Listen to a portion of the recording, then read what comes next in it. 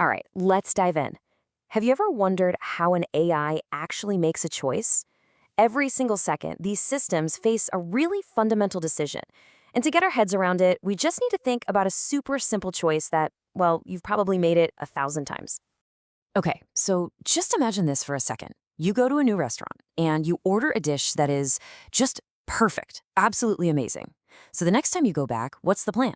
Are you going to order that same amazing dish again because you know it's good? Or are you going to get a little adventurous and try something new? It could be even better. Or, it could be a total dud. That feeling, right there, that's exactly the dilemma at the very core of how AI learns. So this whole thing, sticking with what's safe or trying something new, it's not just some weird human quirk. Turns out, in the world of AI, it is a constant, absolutely critical choice. It's a problem that engineers have to solve for, and it has a name: the exploration versus exploitation trade-off. And this isn't some minor detail either. This very choice is one of the most important ideas in a huge field of AI called reinforcement learning. And that's really just a fancy way of saying we're teaching machines to learn from trial and error, pretty much the same way we do. Okay, so let's actually break this dilemma down.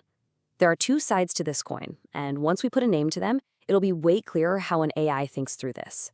All right, on one hand, you've got exploration. That's you trying the new dish on the menu, right? You're exploring. You're gathering data to see what happens. And on the other hand, we've got exploitation. That's you ordering your tried and true favorite again because you know it's a guaranteed win. You're exploiting the good information you already have. And here's where it gets tricky because the balance is everything. I mean, think about it.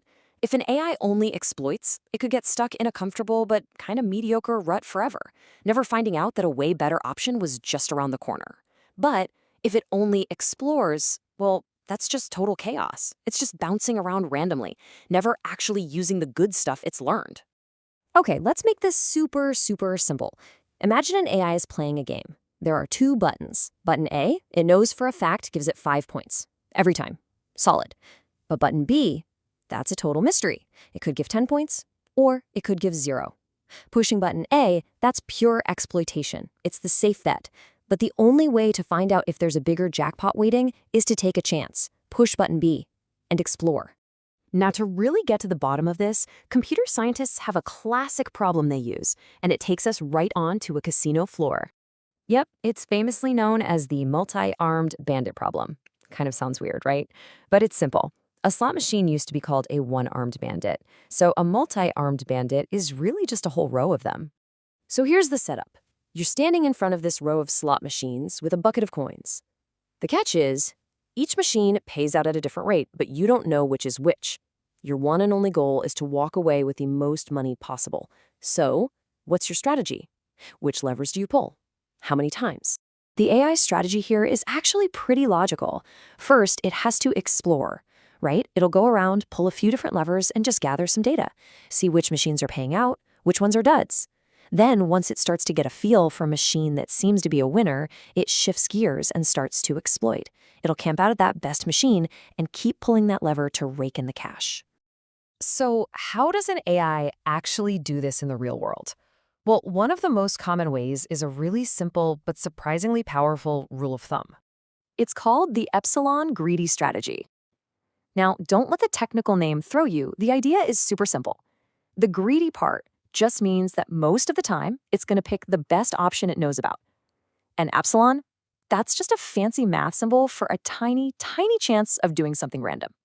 So here's what that looks like in practice. Imagine that 90% of the time, the AI is totally greedy. It exploits, it picks the slot machine that has paid out the most so far. But that other 10% of the time, that's our little epsilon, it throws caution to the wind and explores. It picks a completely random machine, just on the off chance it might stumble upon an even bigger jackpot. And let me tell you, that small 10% chance for randomness, it's absolutely crucial. It's like a built-in curiosity that stops the AI from getting stuck in a rut.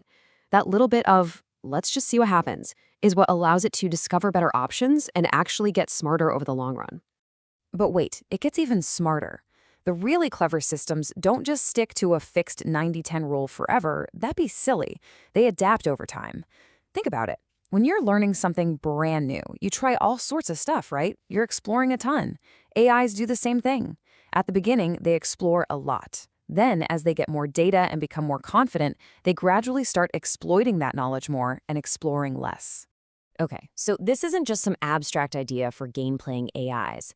This whole exploration-exploitation balancing act is happening all around you, right now, in the tech you probably use every single day.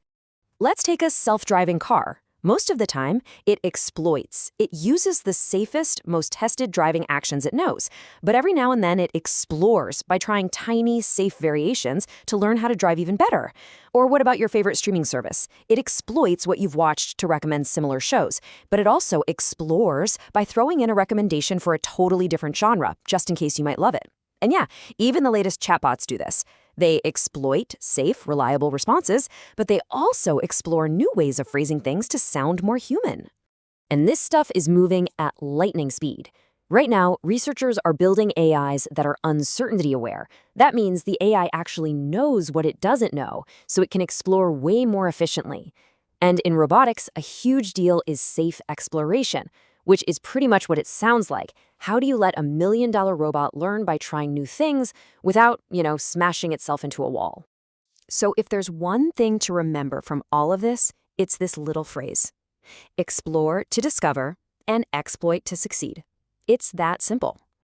And that really brings us full circle. We're spending all this time and energy teaching our machines how to strike the perfect balance between trying new things and sticking with what already works.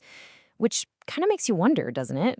In our own lives, in our own careers, are we getting that balance right?